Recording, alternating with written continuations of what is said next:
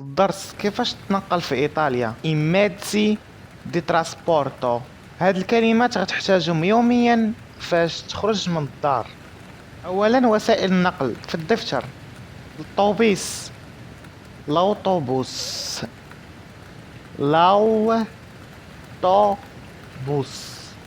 التران، il treno، il treno، المترو، la metropolitana، la metropolitana، il metro، il metro، التذكرة، البيي، هذه ضرورية باش ما تخلصش الغرامة. البيليتو، il biglietto.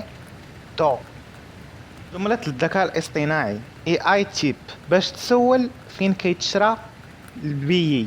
فين نقدر نشري التذكرة؟ dove posso comprare il biglietto؟ dove posso comprare il biglietto؟